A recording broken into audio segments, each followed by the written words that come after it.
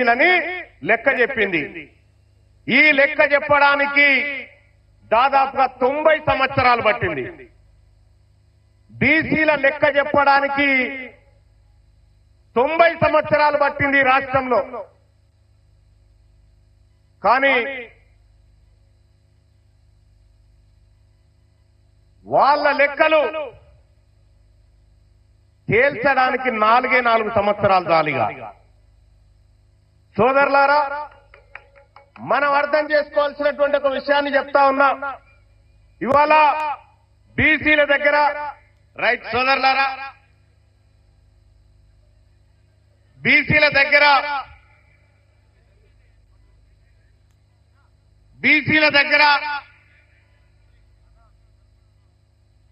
ఆగండి, మా వాళ్ళు ఏం ఇబ్బంది పెట్టరు మిమ్మల్ని, కొద్దిగా పక్కకు రైట్. బీసీలల్లో లీడర్ లేడున్నారా అంటే ఇక చూడరాదు. ఎంతమంది లీడర్లు ఒకసారి చేయలేవాడు, మీదోళ్ళు వెళ్ళేవాడు. ఇంతమంది లీడర్లు ఇలా బీసీలోళ్ళు ఉంటే బీసీలలో ఎవడున్నాడా అని అంటాడు ఒక ఆయన. ఇక మా సుందర్రాజన్న చెప్తా, సుందర్రాజన్న గురించి. అన్న కూసో. సోదరులారా, నెలకు 5,000 ఖర్చు పెట్టుకునే శక్తి మీరు ఉన్నదా? నెలకు 5,000 ఎవరెవరు ఖర్చు పెడతారో చేయలేమంటారన్న. మినిమం నెలకు 5,000. నెలకు 5,000 ఇవాళ రాష్ట్ర ప్రభుత్వం చెప్పిన లెక్క ప్రకారం తెలంగాణ రాష్ట్రంలో బీసీలం ఎంతమంది ఉన్నాం? 2 కోట్ల మంది ఉన్నాం. తెలంగాణ రాష్ట్రంలో బీసీలం 2 కోట్ల మంది ఉన్నాం. నెలకు 5,000 ఖర్చు పెట్టేటువంటి సామర్థ్యం ఉన్నటువంటి ప్రజలము మనము. అంటే నెలకు 10,000 కోట్ల రూపాయలు ఈ బీసీలు ఖర్చు పెట్టగలిగినటువంటి శక్తి ఉన్నటువంటి వాళ్ళు. అంటే ఏడాదికి 1,20,000 కోట్ల రూపాయలు రాష్ట్ర ఎకానమీకి జమ చేస్తుంది. ఎవరు జమ చేస్తున్నారు? ఏడాదికి 1,20,000 కోట్ల రూపాయల సంపదను ఖజానాలో జమ చేస్తున్నటువంటి మోతబర్లు దమ్మున్న బిడ్డలు బీసీలా కాదా? మరి మేము జమ చేస్తుంటే మీరా కుప్ప మీద కూర్చొని రేషన్ కార్డు ఇస్తాం, పుణ్యాలు పని చేపిస్తాం. మనం కదా ఓనర్లం. మనం ఓనర్లమై ఉంటే వాళ్ళు మనం కట్టినటువంటి పన్నుల సంపద మీద కూర్చొని కాంట్రాక్టులు చేసుకుంటా వాళ్ళ ఖజానాలు నింపుకుంటా ఉన్నారు. ఇలా తెలంగాణ రాష్ట్రంలో ఇన్ని లెక్కలు చెప్పి రోజే తెలంగాణ రాష్ట్రంలో రెడ్డోళ్ళ లెక్క ఎంతరో చెప్పురా. రెడ్లు ఎంతమంది చెప్పారు, లెక్కలైతే వచ్చినాయి కదా. ఇలా వెలమోల సంఖ్య ఎంతో చెప్పురు. మీకు దమ్ముంటే ఈ 2 పేపర్లలో హెడ్లైన్ రాయించి మీరు తిరుగురు చూద్దాం. ఇవి చెప్పరు. ఓసీలు అట 20% ఉన్నారని రాసుకుంటా ఉన్నారు పాపం. ఇలా లెక్క తెలంగాణ రాష్ట్రంలో ఉన్న వెలుమోలు ఎంతమంది అంటే గట్టిగా 1,00,000 లేరు. ఇలా బీసీల మీటింగ్ కోసం వరంగల్ రోడ్డు మీదకి ఎక్కిన 1,00,000 మంది అంతమంది కూడా లేరు. మొత్తం ఎవరు వెలమల జనాభా. వాళ్ళు 13 మంది ఎమ్మెల్యేలా. ఇలా మా సుందర్ రాజన్న చెప్తా ఉన్నాడు 14 లక్షల మంది. వాళ్ళు ఓటర్లు కాదు, మొత్తం జనాభానే గంత. ఓటర్లు ఇంకా తక్కువ ఉన్నారు. పిడికేడు మంది లేరు.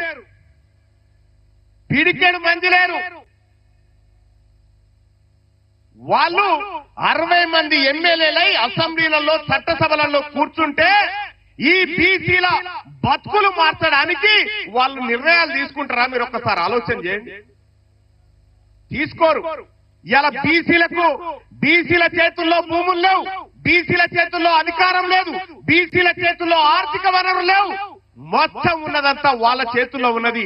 కానీ బీసీ ప్రజలారా గుర్తుపెట్టుకోండి, నిన్నటి దాకా ఒక లెక్క, ఇయాల్టి నుంచి ఇంకొక లెక్క. నిన్నటి దాకా ఒక లెక్క. ఈ బీసీలలోంచి ఎవడు అడిగేటోడు లేడనుకున్నారు. ఈ బీసీలకు ఇట్లనే 4 రోజులు ఉద్యమాలు చేసిపోతారనుకున్నారు. కానీ గుర్తు పెట్టుకోండి, ఇవాళ బీసీ సమాజానికి, తెలంగాణ రాష్ట్ర బీసీ ప్రజలకు మీ బిడ్డ టీన్మార్ మల్లన్న ఖడ్గం పట్టుకొని ఉన్నాడు. ఒక్క అనా పైస పోయినా ఊరుకునేటువంటి ప్రసక్తే లేదు. చూడలే, మొన్న చట్టసభలో చూడలే, నేను అధికార పార్టీలో ఉండి కూడా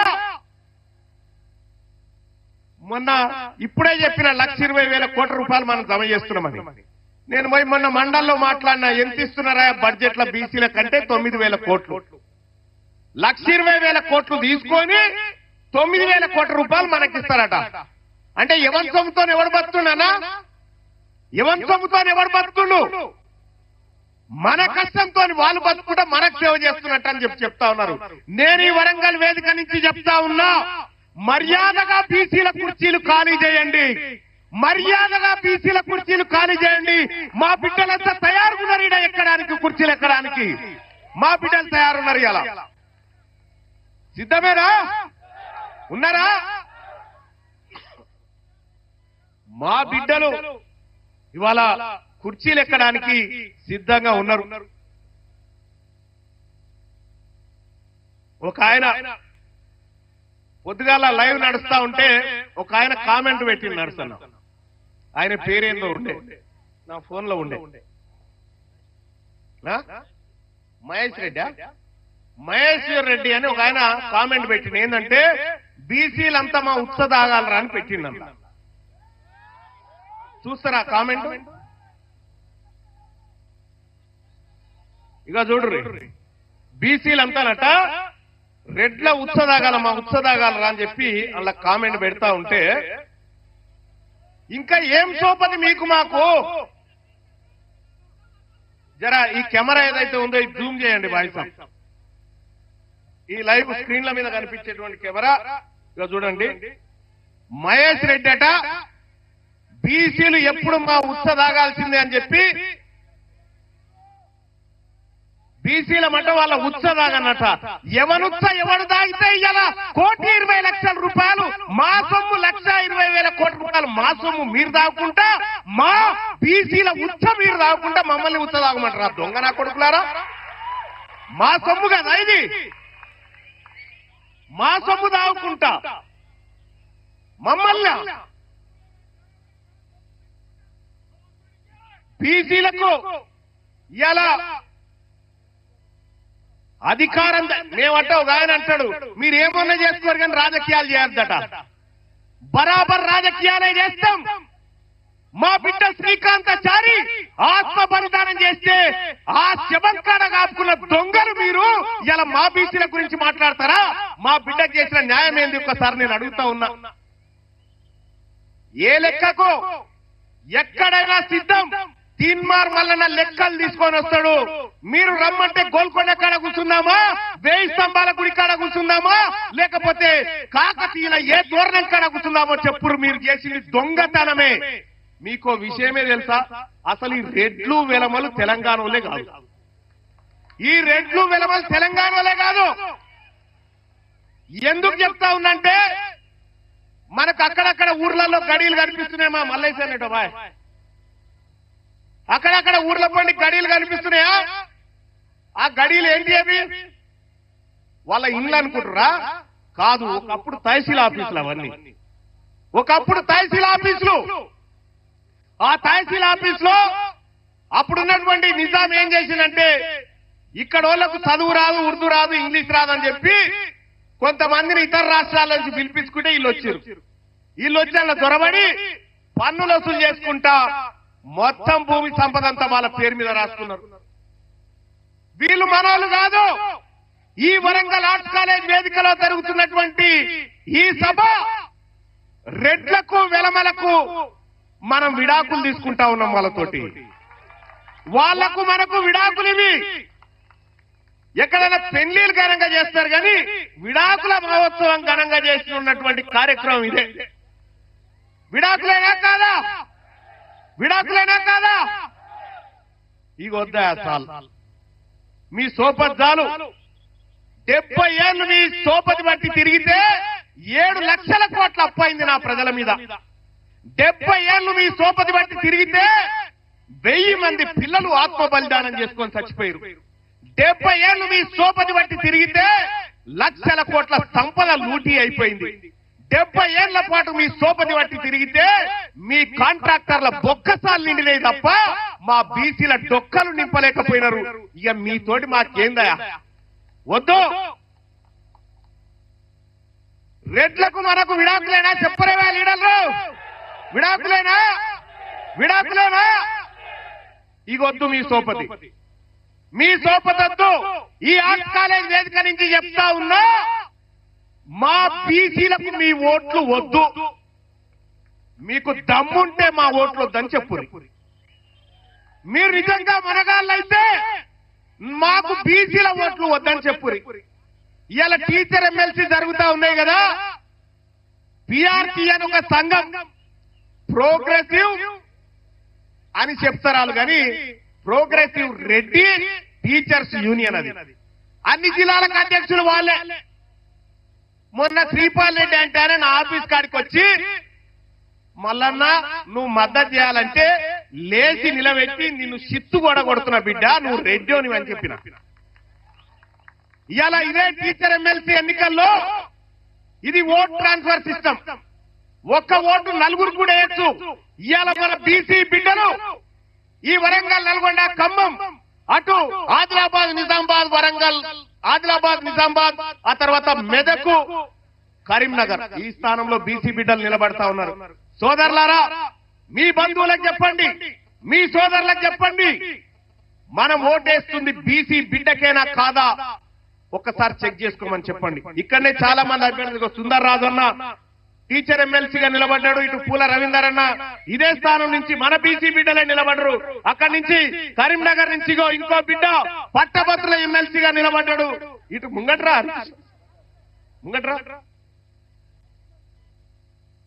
ఇంకెవరున్నారు బీసీ బిడ్డలు? నిలబడరు, ఇట్లా నిలబడరు, ఇట్లా వరుస నిలబడరు. వీళ్ళే బీసీ బిడ్డలు, వీళ్ళు బీసీ బిడ్డలు. మన బీసీల ఓట్లు మనకే పడాలి. తల్లి పాలు దాచిన బీసీ బిడ్డ ఎవడైనా సరే పరదసాటు పోయినాక నీ ఓడికే ఓటేయాలి. ఇది ఈ సభ చెప్తున్నటువంటి మాట. మరి ఇద్దరిద్దరు నిలబడితే ఎట్లా మల్లన్న అంటే, మీకు విషయం చెప్తా ఉన్న సోదరులారా, పూల రవీందర్ గారికి ఫస్ట్ ప్రియారిటీ ఉంటే వీళ్ళ మనసులంతా సెకండ్ ప్రియారిటీ ఇక్కడ వేయాలి, ఇక్కడ ఫస్ట్ ఉంటే సెకండ్ ప్రియారిటీ ఇక్కడ వేయాలి. మన ఓట్లు మనమే పంచుకోవాలి తప్ప పొరపాటులకు కూడా ఒక ఓటు అక్కడ పోవద్దని చెప్పి తెలియజేస్తా ఉన్న సోదరులారా. మీరు కూర్చోండి పెద్దలారా, మీరు కూర్చోండి. ఇంకంతే కాదు, అయిపోలే. ఇక మొత్తం ఈ టీచర్ ఎమ్మెల్సీ ఎన్నికలల్లా ఎన్ని ఉన్నాయి ఇస్తున్నారన్న ఓట్లు వాళ్ళే 2027 ఓట్లేమో రెడ్డోలే, 20,000 ఓట్లేమో బీసీలే. నేను గెలుస్తా అని చెప్పి శ్రీపాల్ రెడ్డి తిరుగుతా ఉన్నాడు. ఇంకొక సంఘం నుంచి నర్సిరెడ్డి అట, ఇంకో సంఘం నుంచి హర్షవర్ధన్ రెడ్డి అట, ఇంకెవరు ఆయన, ఇంకో సంఘం నుంచి సర్వోత్తం రెడ్డి అట. తెలివి కల్లోళ్ళంతా వాళ్ళ ఇళ్లే పుట్టినట్టుగా, మొత్తం వాళ్ళు ఏదో చేస్తున్నట్టుగా. ఆల్ ఫోర్స్ నరేందర్ రెడ్డి అక్కడి నుంచి చేస్తుండట. ఈ ఒకటే భయ, మనకు వీళ్ళు బీఫామ్లు ఇయ్యనప్పుడు బీఫామ్లకు బీసీలకు మధ్య జరుగుతున్న యుద్ధం ఇది బీసీలకు బీఫామ్లకు మధ్య జరుగుతున్న యుద్ధం. బీఫామ్లు గెలవాలన్నా బీసీలు గెలవాలన్నా బీసీలు నిర్ణయం తీసుకోవాల్సినటువంటి సమయం వచ్చింది సోదరులారా. బీసీలు గెలవాలి కదా. మీకు దమ్ముంటే నేను చెప్తా ఉన్నా, ఈ ఎమ్మెల్సీ ఎన్నికల్లో నిలబడ్డ రెడ్డిలకు చెప్తా ఉన్నా, మీకు దమ్ముంటే మీరు గెలువురు పోర్రాయిగా, మీరు గెలువురి చూపిస్తా. ఈ ఎన్నికలలో మీకు డిపాజిట్లు కూడా రానియం కూడా. ఇక వాళ్ళు చూడరికి కాకతీయ యూనివర్సిటీలో చూడరి, కాకతీయ యూనివర్సిటీలో ఎన్నడూ లేంది వీసీ ఓసీ అయినుండు ఆయన రెడ్డి పాలన నడిపిస్తేందుకు యూనివర్సిటీ చరిత్రలో లేని ఇంకొక రెడ్డిని ఏం చేసిండు, ఏకంగా ఓఎస్డీ అని కొత్త పోస్టు నియమించుడు.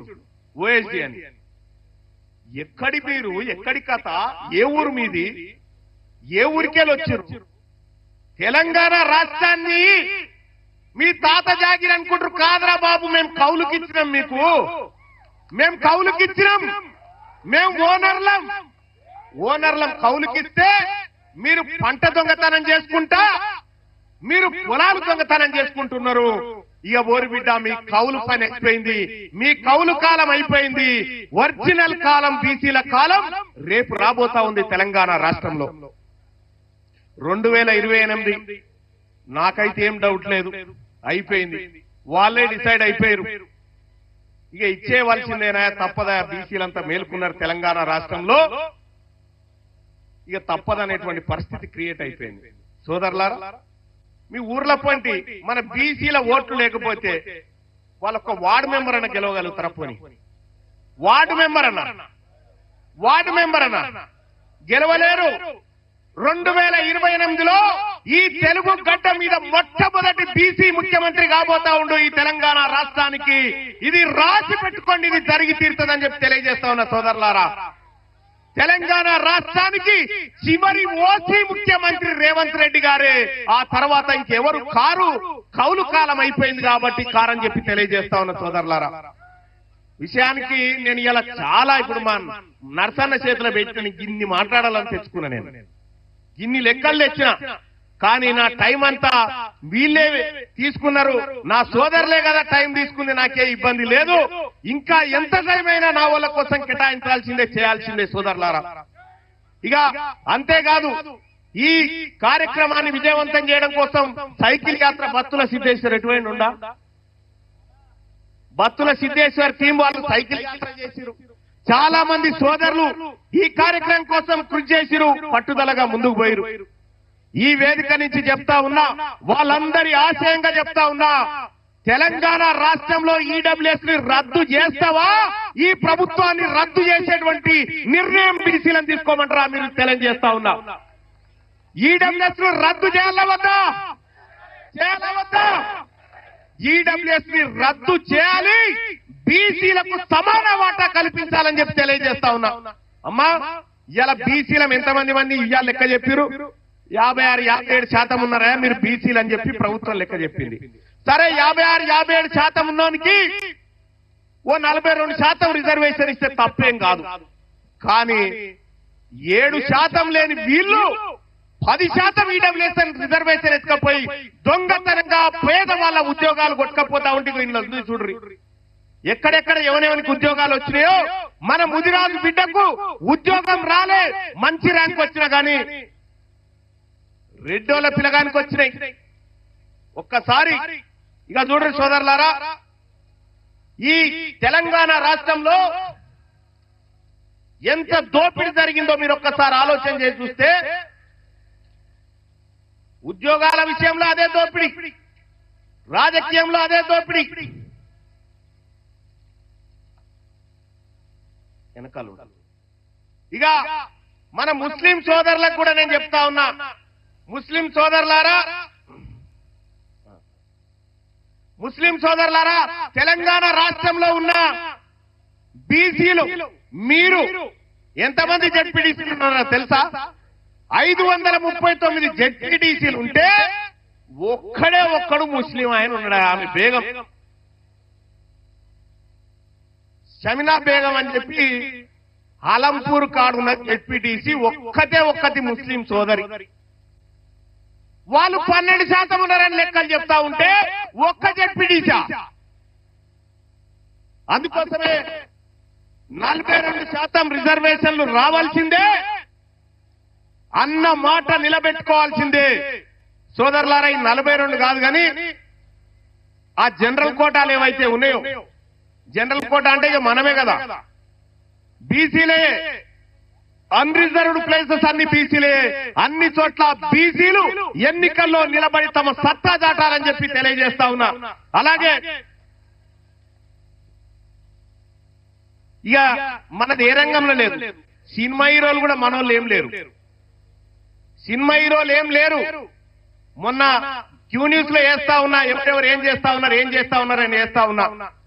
ఇక వాళ్ళు ఒక ఆయన అంటాడు, ఏమని, మాకు తప్ప రిజర్వేషన్ ఉంటే తప్ప అంటుండే ఆయన.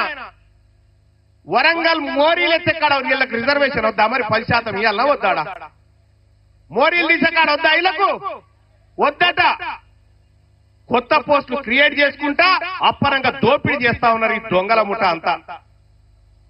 తెలంగాణ బీసీ సమాజమా, ఇవాళ పెద్దలు ఆర్ కృష్ణయ్య గారు తన శక్తి వంచన లేకుండా కొట్లాడిండు తెలంగాణలో ఉన్నటువంటి బీసీల కోసం, ఏపీలో ఉన్న బీసీల కోసం, మొత్తం సమస్త బీసీల కోసం 30-40 ఏళ్లు తల్లాడిండు పెద్ద మనిషి.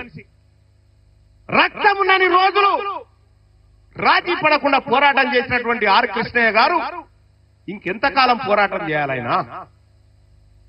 ఇంకేం చేయమంటారు ఇంకా ఆయనని? అందుకోసమే ఆయన కోరుకున్న ఆశయాలు గాని, ఆయన అనుకుంటున్నటువంటి బీసీ సమాజాన్ని గాని మనమే నిర్మించాలి, మనమే ముందుకు తీసుకుపోవాలని చెప్పి తెలియజేస్తా ఉన్న సోదరులారా. చాలన్నా, నీ జీవితం అంతా పోరాటం చేసినావు, మేమున్నాం, మేం చేస్తామన్నా 4 సంవత్సరాల్లో ఈ తెలంగాణ రాష్ట్రాన్ని బీసీల కాళ్ళ దగ్గరికి తీసుకొచ్చి పెట్టడమే మా లక్ష్యం అని చెప్పి తెలియజేస్తా ఉన్న సోదరులారా. మా తాన లీడర్లు లేరట, అమ్మ ఎంత వేదిక సరిపోక అందాకేసినాం. ఈయనే ఉన్నారు 1000 మంది ఉన్నట్టు మీద. కాబట్టి సోదరులారా, రాజకీయపైనమైనటువంటి అవకాశాలు మనకు దక్కాలి. వార్డు మెంబర్ జనరల్ అయినంటే దుంకుని కథం. జనరల్ అని తెలిస్తే తడుపున దుంకాలల్లా పోటీ చేస్తూనే ఉండాలి. ఎందుకంటే ఓట్లు మనే కదా, ఓట్లు మనే. ఇక మనం కూడా ఒకటి గుర్తు పెట్టుకోవాలి సోదరులారా, బీసీల దగ్గర పైసలు ఎక్కడి, బీసీలు ఎట్ట చేస్తారు, ఏం చేస్తారంటే చితం పైసలు ఉన్నారట ఆయన బీసీల దగ్గర. చితం పైసలు ఉన్నాయి. తెలంగాణ రాష్ట్రంలో 2 కోట్ల మంది వాళ్ళ మనోళ్ళే అని చెప్పినా, 2 కోట్ల మంది ఒక్క పూట ఛాయ్ బంద్ చేసి 10 రూపాయలు వారేస్తే 2 కోట్లు ఇంటూ 10 20 కోట్ల. 20 కోట్ల రూపాయలు ఛాయ్ బంద్ చేస్తే అయితే మన తాన. ఆదివారం మటన్ బంద్ చేస్తే 500 కోట్లు. మా తాన పైసలు లేవంటారు ఎవరు నాయన, అడ్డగోలుకున్నాయి మా తాన పైసలు. పైసలు లేని బికార్లు మీరు. మేము రేపు తెల్లారే వరకల్లా టీఆర్ఎస్ పార్టీని కొనేయమంటే కొనేస్తాం. మేము గంత డబ్బుంది బీసీల దగ్గర. రాబోయేటువంటి ఏ ఎన్నికైనా అది బీసీలదే కావాలి, బీసీ బిడ్డలే గెలవాలి. ఇక కొన్ని విషయాలు బీసీలు త్యాగాలు పోరాటాలని చెప్పి చెప్తా ఉంటే సోదరులారా సిగ్గనిపిస్తుంది వాళ్ళని చూస్తా ఉంటే. సర్దార్ సర్వాయి పాపన్ ఎవరు? మన బీసీ. సాకలి ఐలమ్మ ఎవరు? పుంజాల శివశంకర్ ఎవరు? బొమ్మగాని ధర్మభిక్షం ఎవరా? మన బిడ్డనే కదా. పండుగ సాయాన్ని ఎవరా? అనేక మంది బీసీల త్యాగంతో ఏర్పడ్డ ఈ నేల మీద మీ పెత్తనం ఏంది? కొండా లక్ష్మణ్ బాపూజీ ఎవరు? ఒరిజినల్ గా తెలంగాణ కోసం త్యాగం చేసిన బిడ్డలు వీళ్ళంతా. దొడ్డి కొమరయ్య ఎవరు? ప్రొఫెసర్ జయశంకర్. ఈ వేదిక నుంచి నేను చెప్తా ఉన్నా మా నాయకత్వానికి అందరు కూడా, బీసీలమందరం తీర్మానిస్తా ఉన్నాం ఇలా తెలంగాణ రాష్ట్రానికి జాతిపితగా మేము జయశంకర్ సార్ను గుర్తించుకుంటా ఉన్నాం. ఆయన తప్ప ఇంకెవరు లేడు జాతిపిత. జాతిపిత జయశంకర్ సార్. తెలంగాణ జాతిపితగా ఆయనని మనం గౌరవించుకోవాల్సిందే, గౌరవించుకుంటాం కూడా. మీరు గుర్తింపునిచ్చినా మీ తొక్కల గుర్తింపు ఎవరికి అక్కర్లేదు. మా నాయకుడిని మేము గుర్తించుకుంటాం, మా నాయకులను మేము గుర్తించుకొని తీరుతాం.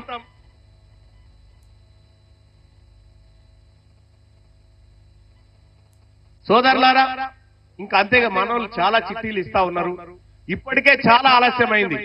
2 గంటల సభ ఇవాళ ఎంత అయింది? దాదాపు 8:30 అయినట్టు. 8-10 నిమిషాలు అయింది. ఇంకా ఎక్కువసేపు మీకు విషయం ఎందుకంటే నేను చెప్పాల్సినటువంటి డేటా చాలా ఉండే. కానీ మరొక రోజు ప్రెస్ మీట్ లో ఈ వివరాలన్నీ వీళ్ళకి తెలియజేస్తా. రాబోయేటువంటి ఈ పట్టభద్రుల ఎమ్మెల్సీ గాని, టీచర్ ఎమ్మెల్సీలో గాని బీసీల గెలుపు కోసం మనం అందరం ప్రయత్నం చేయాలని చెప్పి తెలియజేసుకుంటూ, అలాగే ఈ కార్యక్రమానికి విచ్చేసినటువంటి సోదరులారా సోదరిమణులారా జాగ్రత్తగా ఇంటికి పొండి. రేపటి తెలంగాణ రాష్ట్రం అబ్కీ బార్ బీసీ సర్కార్, అబ్కీ బార్ జై తెలంగాణ, జై బీసీ.